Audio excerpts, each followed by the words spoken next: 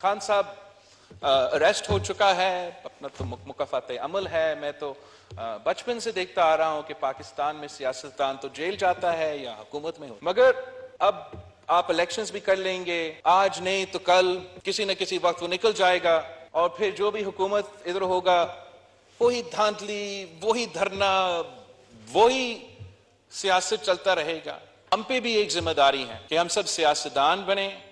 सियासत को और जमहूरियत को मजबूत करने की कोशिश करें। सदर जरदारी को और मियाँ नवाज शरीफ को अपील किया कि मियाँ साहब को और जरदारी साहब को ऐसे फैसले लेना चाहिए जिससे मेरे लिए और मरियम शरीफ साहिबा के लिए आगे जाके सियासत आसान हो, मुश्किल ना हो। जिस तरीके से हम चल रहे हैं ऐसे लगता है कि हमारे बड़ों ने फैसला किया है कि जो 30 साल आप लोगों ने सियासत भुगता है वैसे ही आप चाहते हो कि आगे जाके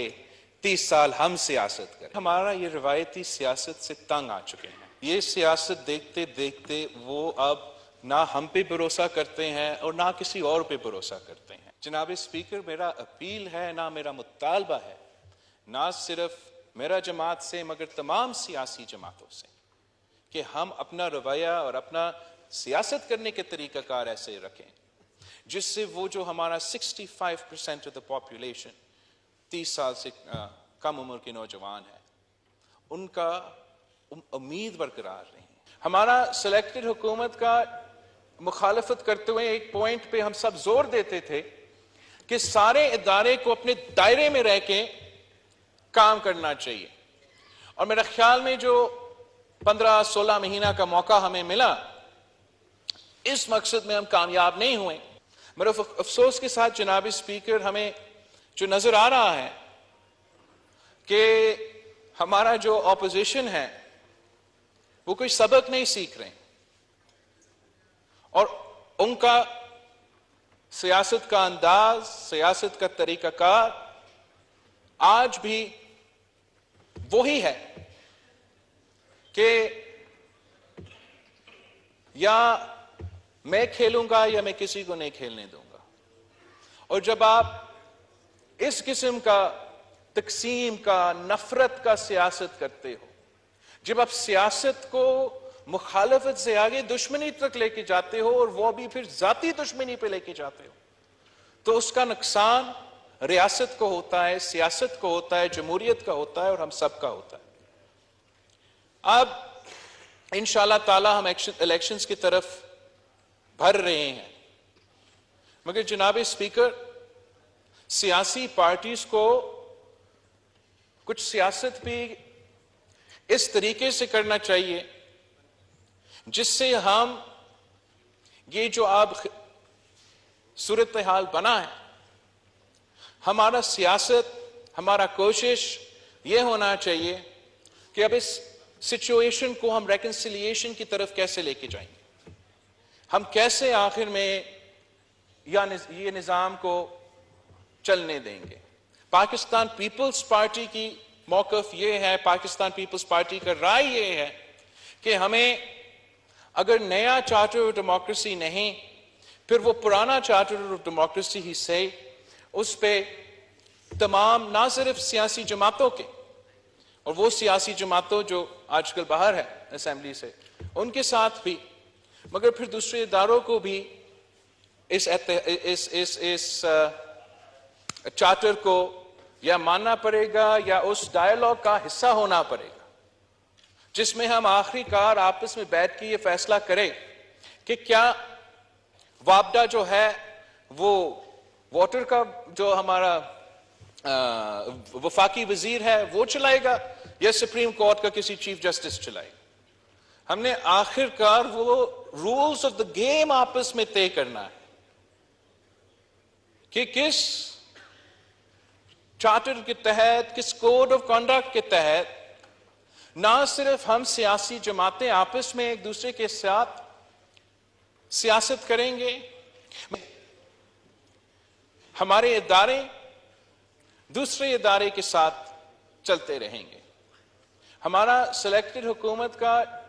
मुखालफत करते हुए एक पॉइंट पे हम सब जोर देते थे کہ سارے ادارے کو اپنے دائرے میں رہ کے کام کرنا چاہیے. اور میرا خیال میں جو 15-16 مہینہ کا موقع ہمیں ملا، اس مقصد میں ہم کامیاب نہیں ہوئے کہ ہم نے وہ سارے جو ادارے ہیں ان کو اپنے دائرے میں کام کرنے کا جو سلسلہ ہے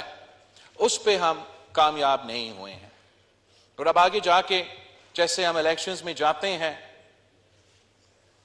سارے سیاسی جماعتوں کو نہ صرف سوچنا چاہیے، ایکٹیو کوشش کرنا چاہیے کہ ہم یہ مسئلہ کو حل کریں. ورنہ چلے خان صاحب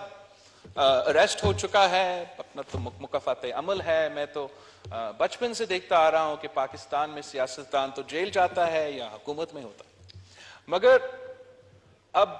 آپ الیکشنز بھی کر لیں گے، آج نہیں تو کل کسی نہ کسی وقت وہ نکل جائے گا، اور پھر جو بھی حکومت ادھر ہوگا وہی دھاندلی، وہی دھرنا، وہی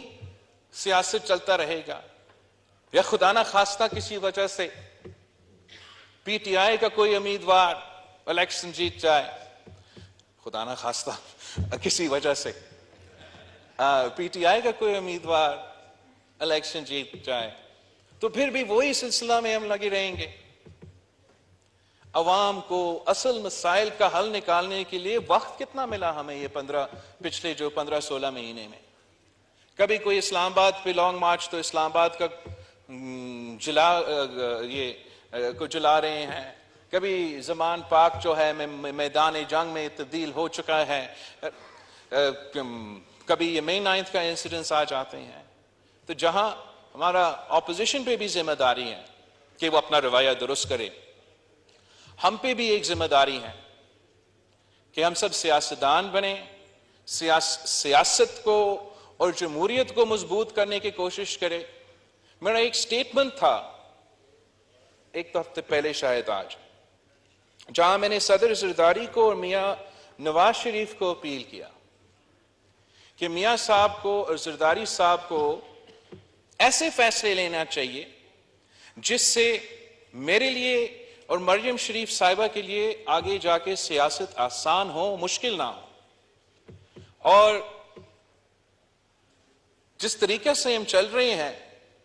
ایسے لگتا ہے کہ ہمارا بڑوں نے فیصلہ کیا ہے کہ جو 30 سال آپ لوگوں نے سیاست بھگتا ہے ویسے ہی آپ چاہتے ہو کہ آگے جا کے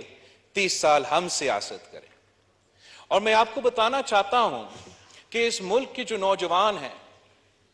65% of our population، ہم سب یہ جانتے ہیں،